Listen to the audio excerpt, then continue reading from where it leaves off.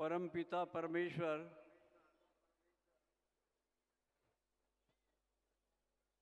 को प्रणाम करते हुए, केसरिया ध्वज को प्रणाम करते हुए,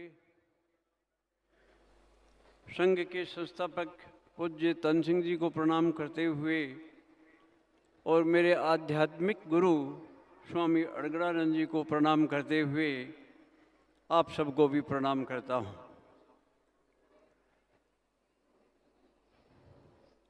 जो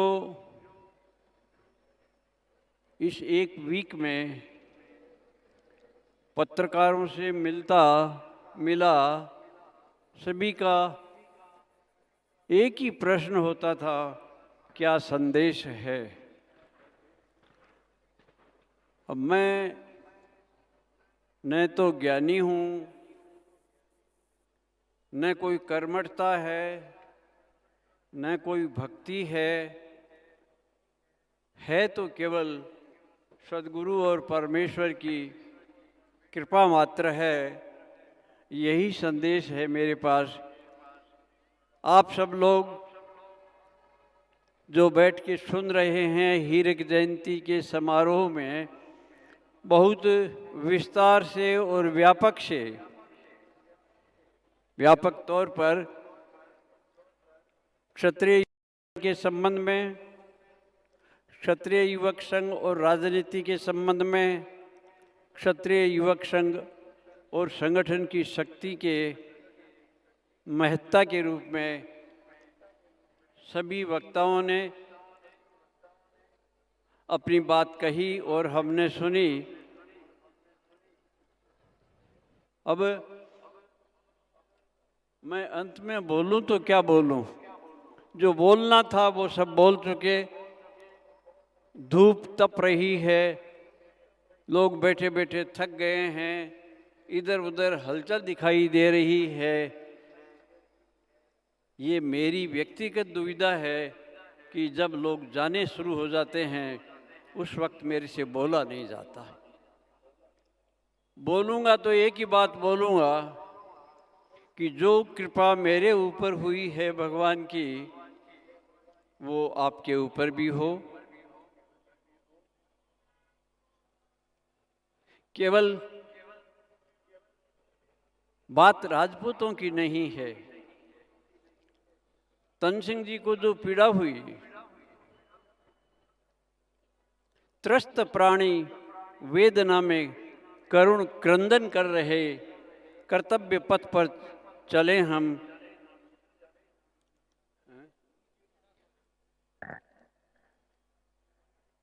अब ये बुढ़ापा है, वो आप जोड़ लेना।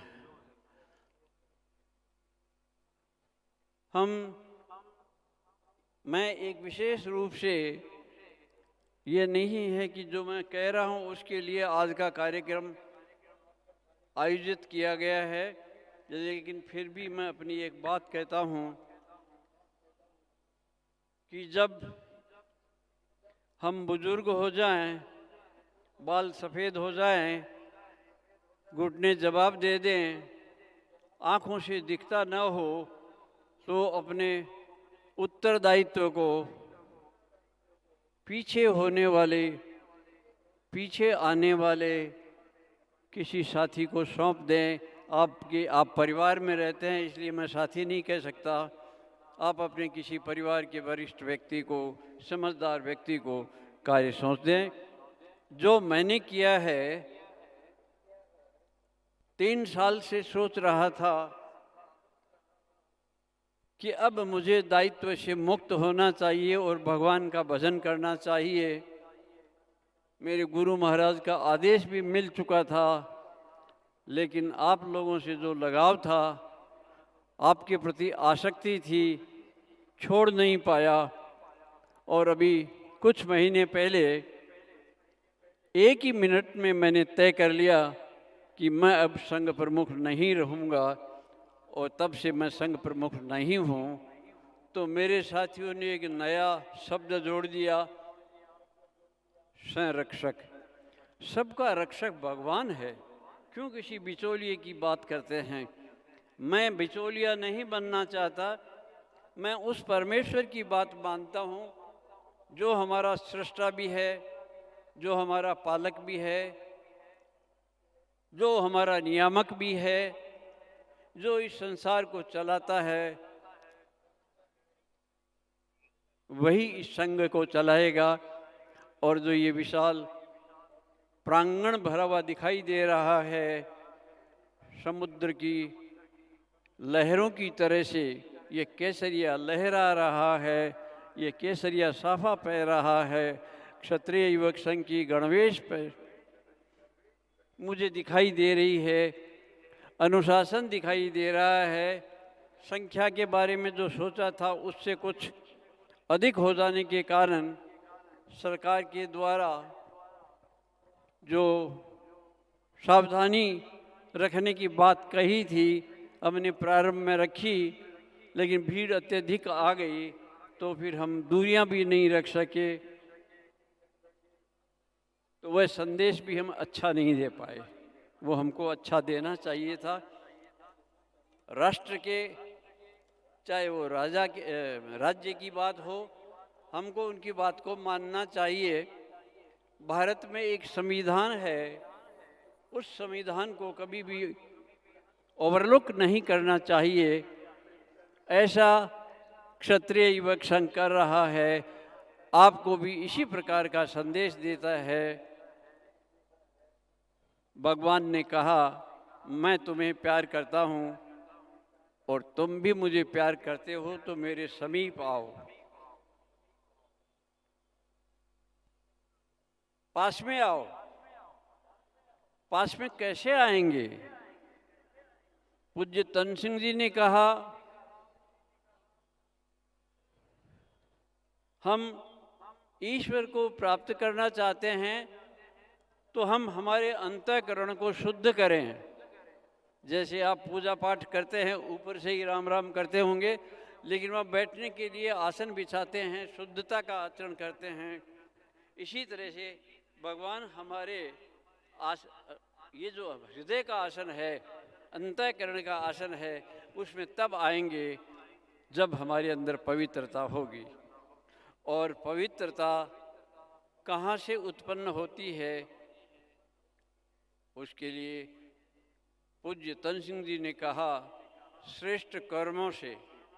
और श्रेष्ठ कर्म क्या है? भगवान द्वारा निर्देशित, हमारे लिए जो निश्चित किया गया है, जिसके लिए हमारा जन्म हुआ है, किसी पर्टिकुलर जाति में, देश में, धरती पर, और माता पिता की कोख में हमने जन्म लिया है, ये विधान भगवान का विधान है, हमारा विधान नहीं है। और जब हम भगवान के विधान को छोड़कर अपना विधान चलाना चाहते हैं तो सफलता नहीं मिल सकेगी। हम लोग देखते हैं, हम जो ज़बरदस्तियां करते हैं, परिवार बनते हैं और बिगड़ जाते हैं। हमारी चाह क्या है? भगवान की चाह नहीं है। भगवान की चीज़ों में हमारा आकर्षण है, भगवान का बनाया हुआ संसार है, वो मुझे नज़दीक ले जाता है। पत्नी है, पुत्र है, पिता है, पैसा है, सत्ता है, ये अपनी ओर आकर्षित कर रहे हैं। शास्त्रों में बताया है कि जीव है वो दो सत्ताओं के बीच में झूल रहा है। एक तरफ परमपिता परमेश्वर उसको अपनी ओर खींच रहा है, और दूसरी तरफ ये संसार, ये प्रकृति जो भगवान के द्वारा बनाई हुई है, जिसको हम माया भी कह सकते हैं, वो माया अपनी ओर खींच रही है। तो माया और भगवान के बीच में हम झूला बने हुए हैं। निर्णय हमको करना है। कोई समाज निर्णय नहीं करेगा, कोई संविधान निर्णय नहीं करेगा, कोई विधानसभा, कोई लोकसभा ये निर्णय नहीं करेगी। ये निर्णय हमको करना है। तो मुझे लगता है कि ये निर्णय आपने कर लिया है। इतनी बड़ी संख्या में सर्व समाज के लोग, चाहे वो राजनेता हों, चाहे वो सामाजिक कार्यकर्ता हों, चाहे किसी भी जाति और धर्म को मानने वाले हों, वो यहाँ आए हैं तो अपने आप नहीं आए। हम ऐसा सोचते हैं कि हम अपने आप आए हैं, लेकिन ये तो एक ऐसा माहौल बना।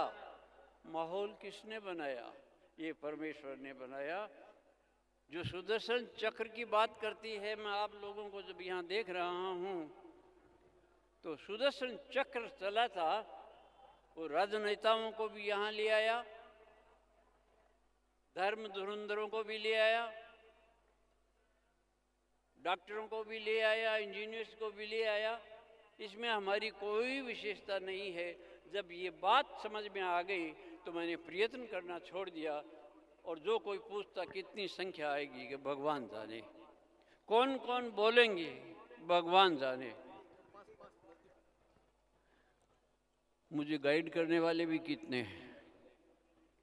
कृपा है आप सबकी, आपके कारण मैं जीवित हूँ, और इसलिए आपकी सेवा करना मेरा कर्तव्य है। ये क्षत्रिय युवक संघ, यही मेरा संदेश है, यही मेरा जीवन है। पंछी तो उड़ जाए मगर ये उड़ न सकेगी टहनी रे। मैं तो एक पेड़ की टहनी बना हुआ हूँ, जिस पर फल लगते हैं तो लोग पत्थर फेंकते हैं, उसके ऊपर पक्षी बैठा है, वो तो उड़ जाता है, लेकिन टहनी कहीं जा नहीं सकती। मुझे आपके बीच में रहना मेरी प्रकृति है, मेरी व्यवस्था है, और उसको मैंने सहर्ष स्वीकार कर लिया है।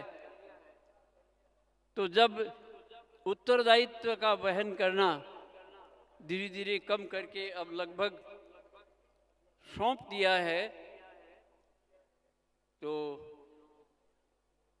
भगवान राम को भगवान बनाने में वशिष्ठ ने अपनी तपस्या लगा दी। विश्वामित्र ने 60,000 वर्ष की तपस्या उनको सौंप दी। मेरे पास वैसा कुछ तो है नहीं, लेकिन वो जो कुछ भी मेरे पास है वो आप सबके लिए छोड़ रहा हूँ। जय संघ शक्ति।